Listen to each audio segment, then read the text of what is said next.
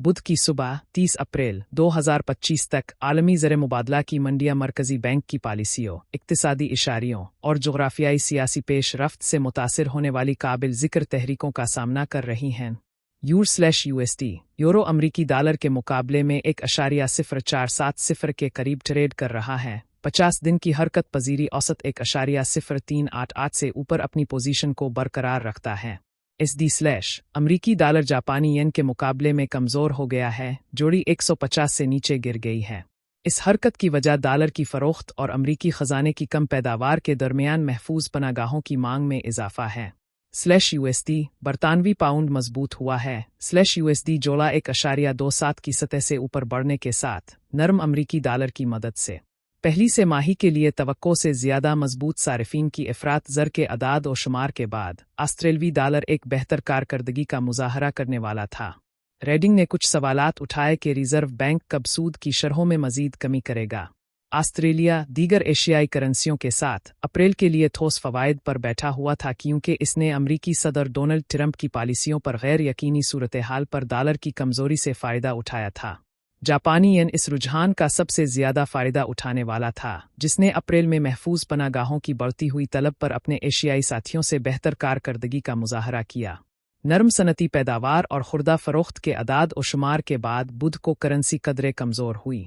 बुध को चीनी युआन की कदर में कदरे इजाफा हुआ, जोड़ा 7.2683 युआन के अर्द गिर्द मंडला रहा था।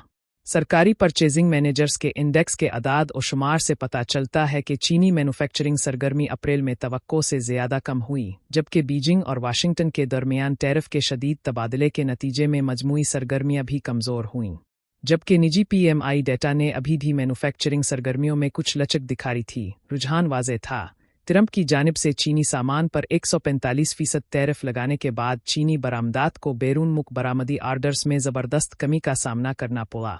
बुध के PMI के अदाद और शुमार ने चीनी कारोबारों पर चयामिर के तिजारती जंग के असरात को उजागर किया, जिससे मईशत को 2025 की दूसरी से माही में कमज़ोर आगाज़ के लिए तरतीब दिया गया है।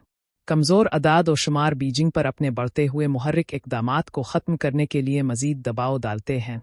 बढ़ती हुई तिजारती कशीदगी के दरमियान अप्रैल में युआन की कदर में तकरीबन 0.2% कमी वाक़ हुई थी, जबकि बीजिंग को माह के शुरू में युआन पर अपनी गिरफ्त ढीली करते हुए देखा गया था। हाल ही में मजबूत मिड पॉइंट फिक्सेस की वजह से युआन ज़्यादा कमज़ोरी का शिकार दिखाई दे रहा था। युआन को छोड़कर ज़्यादातर दीगर एशियाई करेंसियों में अप्रैल में इजाफा हुआ, जिसकी एक वजह मार्च में होने वाले नुकसानात के साथ साथ डॉलर की मुसलसल कमज़ोरी की वजह से ख़रीदारी में कमी थी। जापानी येन बेहतरीन कारकर्दगी का मुजाहरा करने वाला था, जिसमें जोड़ी महीने में 5% से ज़्यादा गिर गई। अब तवज्जो बैंक ऑफ जापान की तरफ मबजूल हो गई है, जिससे जुमेरात को 2 रोज़ा मीटिंग के इख्तिताम पर शरहों में कोई तब्दीली न होने की तवक्को है। ऑस्ट्रेलवी डॉलर जोड़ा अप्रैल के लिए 2.4% ऊपर ट्रेड कर रहा था।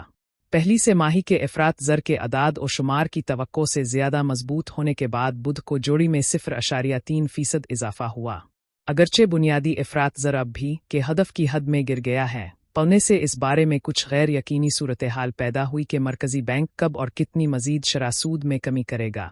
जनूबी कोरियाई वोन जोड़ा, सिंगापुर डॉलर जोड़ा और ताइवान डॉलर जोड़ा अप्रैल के लिए 2% और 3% के दरमियान नीचे ट्रेड कर रहा था। ये जीत बुध को इस वक्त भी हुई जब मीडिया रिपोर्ट्स के मुताबिक इस्तिग़ासा माज़ूल सदर योन सकूल की निजी रहाइशगाह की तलाशी ले रहे थे।